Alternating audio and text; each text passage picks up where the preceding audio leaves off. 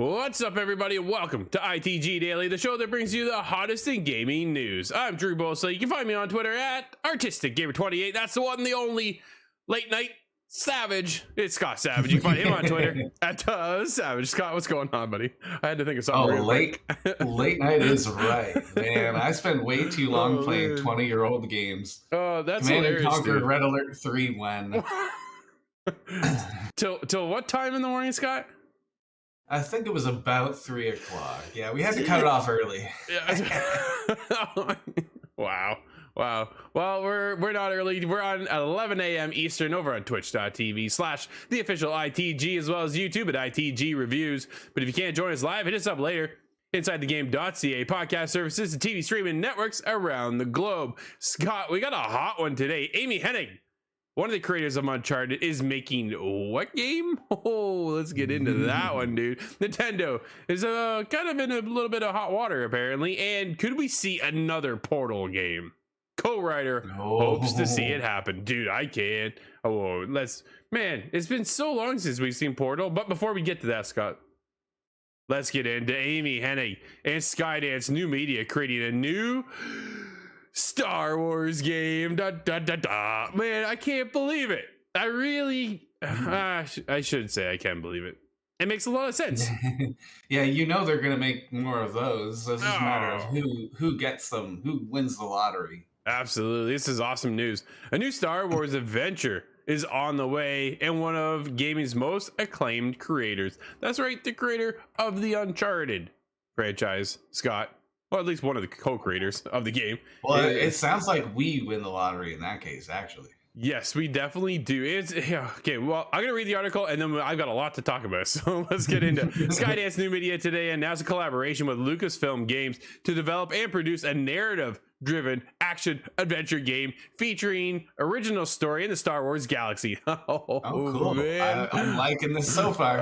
Absolutely. Well, we can't go wrong here. Helming Skydance New Media is award-winning writer and director Amy Hennig, a game industry legend whose credits include blockbuster series Legacy of Kain. Well, shout out to way back when. Jack and Daxter, one of my favorite franchises of all time. Okay. Will we ever see that one come back, Scott? Man, I don't know. I'm hoping so, but I really don't think. Okay, if it does come back, right? I don't think it would be under the realm of Naughty Dog.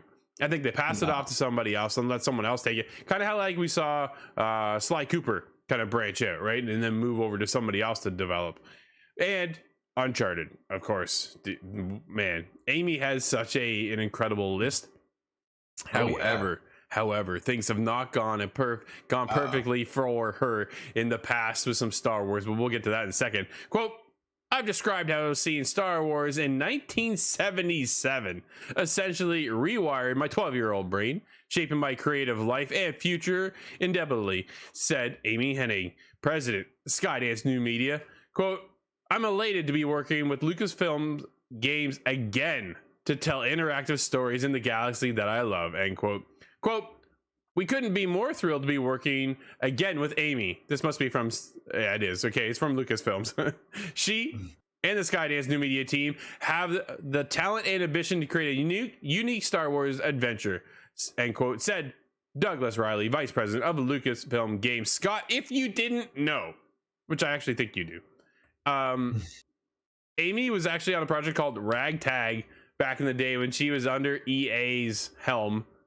And, well, we never saw the light of day on that one. Yeah, I was going to say, I have not heard of Ragtag. That's not a good sign. No, we never saw it. Back then, it was one of those situations where EA is like, everybody's into multiplayer games. No one wants a single-player story game. Oh, that old thought. Well, I think we've kicked that thought out of the room now. Finally. Absolutely. Thank you, Respawn. Yeah, without a doubt, right? And that's one of the biggest things, I think, moving everything forward is the fact that Respawn was able to come in under the helm of EA, of all things, right? And then get us a single-player, story-driven, incredible experience with Fallen Order, right? Jedi Fallen Order was an amazing game. And they're currently working on the sequel. The biggest thing at the time, Scott, is that EA brought in a 10-year contract with Lucasfilm and Disney to helm this push into Man, I said helm a lot this morning already. I don't know what's going on here. But they're moving forward with this whole Star Wars contract, and that didn't work out so well in the favor of Disney or Lucasfilm Games. And now we're starting to see them change their strategy and move out to other properties and IPs to delve into other developers and let them see what they can create. And here we are. Amy is back. I think that's the biggest highlight of all things. Amy has such an incredible track record. Love to get her on the show and talk about, her adventures into the world of this gaming industry, because man, when you get into the legacy of Kane, I know a lot of people who are watching right now are like, what is that game? I'm telling you, go check it out. I've never played Legacy of Kane. Okay, I'm showing my age, right? So that's the it is such an opportunity. That game was incredible way back, dude. I played it on PC back in I want to say the 90s. So that's okay. That's how old that game is. But then from there, you get into Jack and Daxter, and we saw the trilogy, and then we've never seen anything since, unfortunately. Actually, we even saw a racing game at one point, and then Uncharted. We all know what Uncharted is, right? Yeah, you remember the racing game? I sure do, because I played the crap out of it. I forgot about that one until you mentioned it. Oh, yeah. Yeah. I think it fared a little bit better than Chocobo Racing. Oh man, I'm still sad about that one. That's fun. Yeah, dude, you're the only one I knew who was excited for Chocobo Racing. I just wanted them to shake the game up, Mario Kart. Stay on your toes. It's not happening. No, not happening at all. But then you get Amy back in with the world of Uncharted. You get Uncharted 1, 2, and 3. I don't believe she was involved in 4. I think she might have been on the tail of leaving Naughty Dog at the time, as when they started kicking into 4. So a lot of cool things in Amy's library of gaming, and she can tell such a cinematic experience. I'm really hoping it brings such a personality forward, something that you're used to seeing in these narrative driven games like Drake's Uncharted.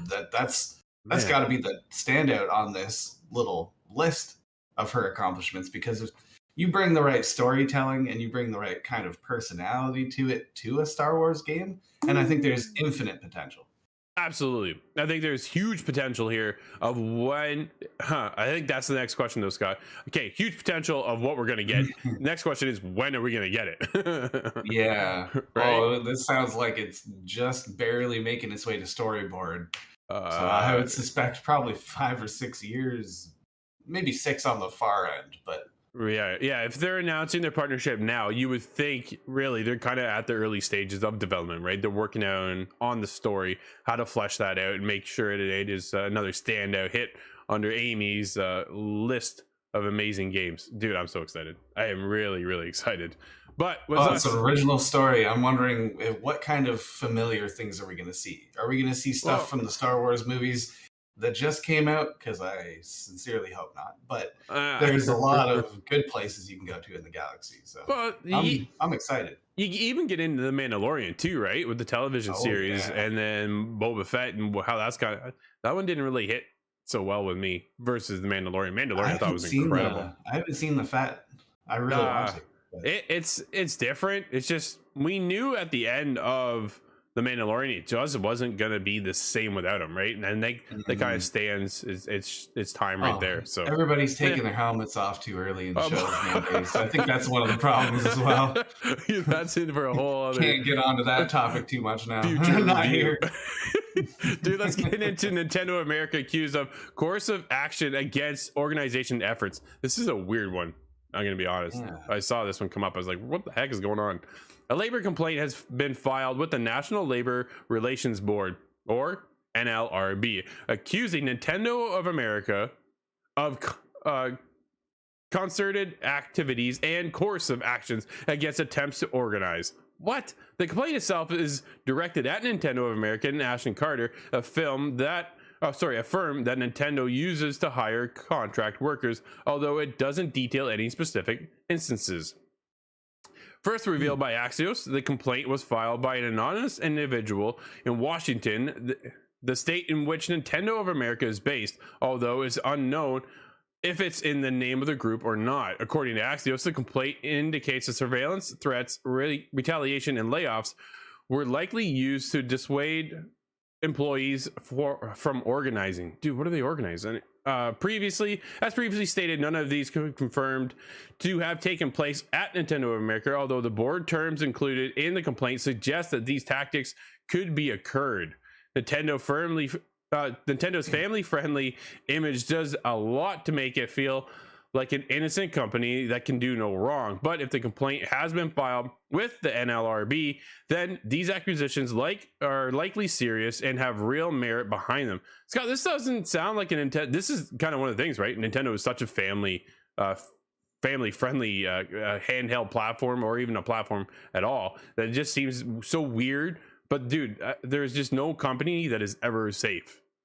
No, and this is, well, it's a very corporate business setting. So Yeah. you're going to come up with a lot of these pressures and a lot of these issues that could happen just because it is a business at the end of the day. So that's unfortunate, but it is important to note here that this is not quite the same issues that we've seen Oh come up my goodness. again and again this year. So No.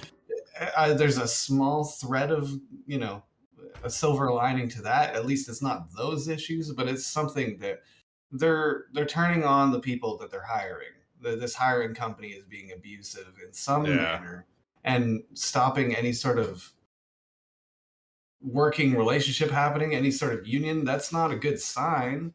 Now, I know no company wants to work with unions. They always they hire people like my father to go and bust the unions down in a proper way. Yeah. But not everybody plays by the rules, and it's No. important to. How is this going to affect Nintendo? Will Nintendo really buckle down against this to save their image? It's interesting to see how this is going to play out.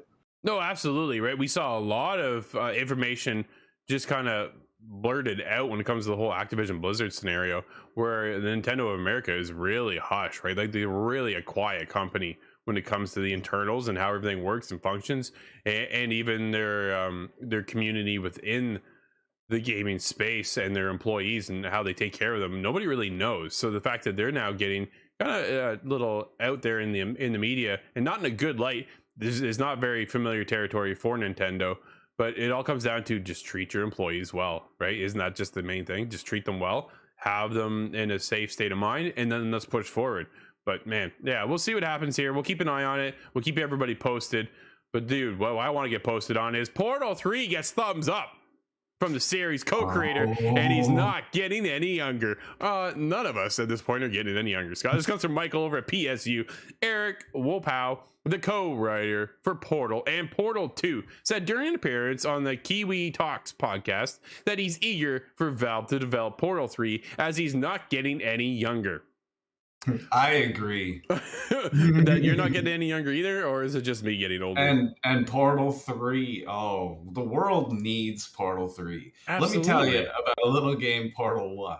Well, it set this mold that just blew everybody out of the water. A puzzle game that came out of nowhere and was so good. And my brother and I are playing through number 2 right now. So Really? Funny enough, we're hung up on 2 super old games, Command & Conquer Red Alert 2 and Portal 2. But Portal 2 is one of those games where it's almost perfect. It's a nearly perfect game. And being inspired by Portal 2, going through the little quirky voice-overs, everything is just perfect. They need to come up with a Portal 3, just like we need a Half-Life 3. And I would accept any form of Portal 3 rather than wait a decade for Portal Alex. I would still play that on VR, though. Well, maybe once. Maybe we'll see what happens. We've got to start Portal 3. That's my message to whoever, he says. I'm not getting any younger. We are reaching the point where it's crazy to think that we're literally going to be too old to work on Portal 3. So we should just do it. Asked if he'd like to see a third entry in the popular puzzle franchise, he replied, quote, "Oh yeah, I would love to. I'd love to work on another Portal in a second, but I can't make it happen by myself," end quote. Everybody bombard Valve right now over on Twitter and say Portal 3. Just hashtag Portal 3 at them. Oh, yeah. He says he continues on with, "Oh, I could advocate for it. It might help a little bit, but the problem is Valve has 300 employees, and I don't know exactly the breakdown on how many of them are on the production side versus Steam business." Yeah, man, Steam business is a whole other thing though, Scott. Business side versus legal versus whatever. He definitely wants another Portal team. He says, so there's a lot of opportunity cost to taking 75 people and trying to get a game made. As much as it seems like Valve often is just a bunch of people sitting around spinning gin and tonics by a pool. Everybody's working. So there's a twist. They each own a yacht, but they're not always spending time on it. That's not what the company's about. No, yeah, no, for sure.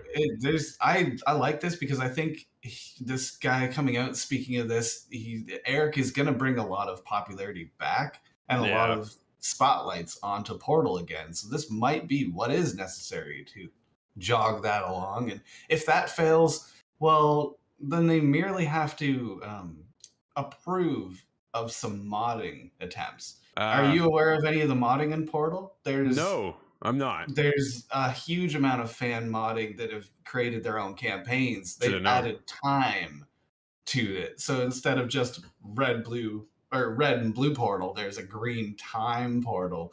And my mind just wraps.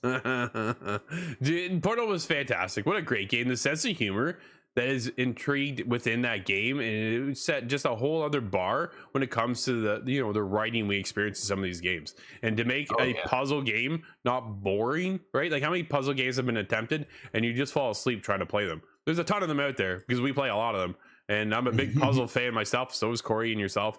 But when you get into certain games, there's certain standouts like the Portal franchise, the Portal 1 and 2. We'd love to see a third. We'll see that happens. But having Eric speak out and go, yeah, maybe this lights a fire over at somebody under Valve to say, hey, maybe we should do a third. Let's take a look and see what we can do. But again, it's the one side, dude, they don't have to do anything. They have Steam where they just sit and collect, right? There's two sides to the business of what they do.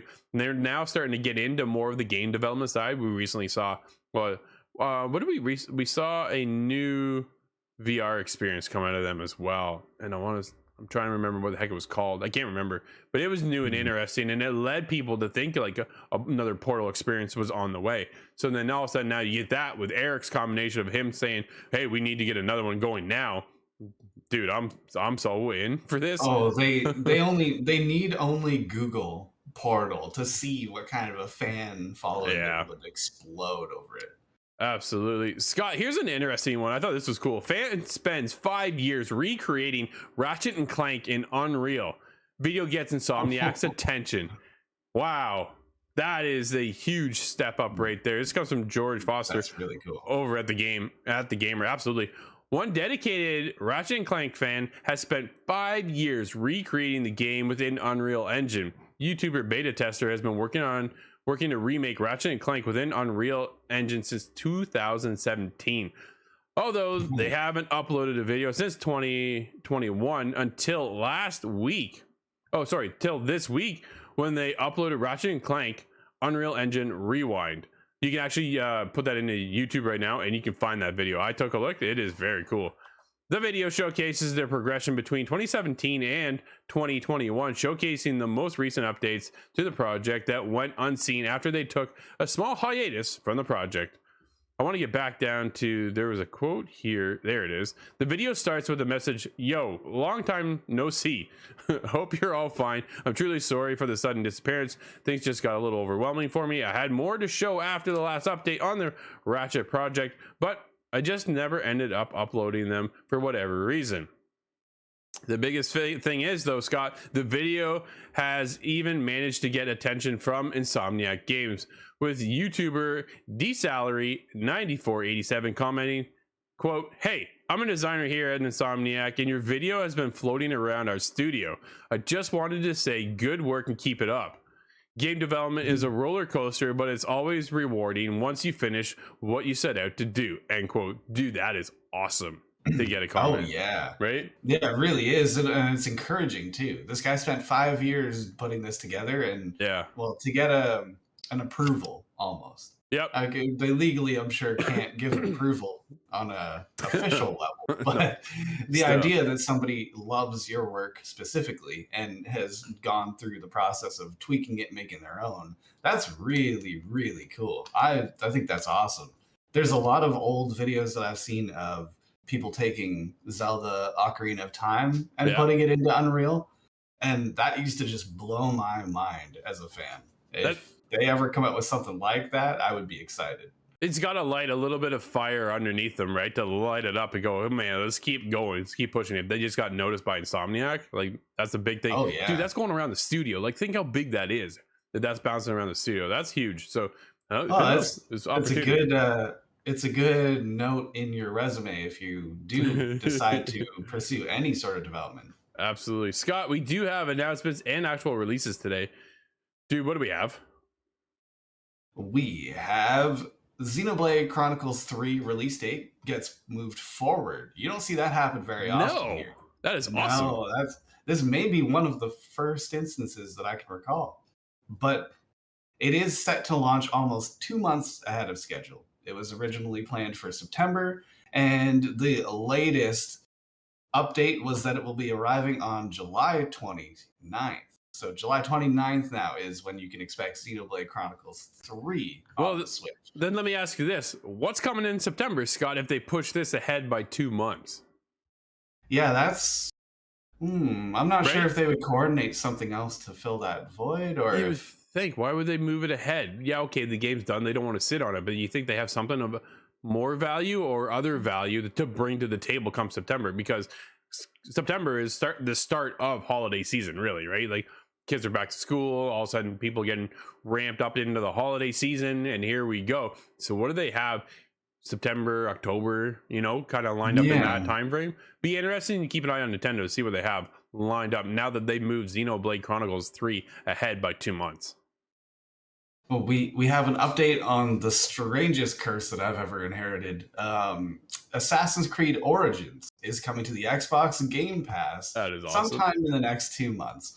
And I could have predicted that because I found my disc of this game the other day, and I thought, hey, there it is. And once I have it, it goes on Game Pass. I don't know what's up with that, but it's really strange to me. But this is interesting because why Origins is kind of what I'm wondering. Yeah, you think about it, right? There's Origins. There's so many games here, but Odyssey and Valhalla. I believe I own the Odyssey already. Odyssey. Oh yeah, Odyssey was good. Yeah. So the one I'm working on right now is Valhalla. I'm about 7 hours into it or something like that.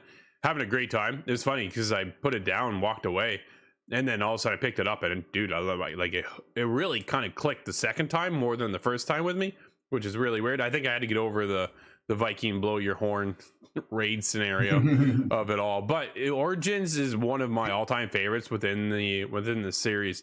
Dude, I gotta do a tier list. Somebody's got to join me from the team to do this tier list because it's gonna be a monster of a project. But you gotta play the other ones. You gotta get caught up, Scott. These games are not small, right? Well, you have to play Rogue and catch up with me. Well, yeah, but you still have Odyssey and Valhalla to play. Like, there's a lot going on. In one's like 15 years old.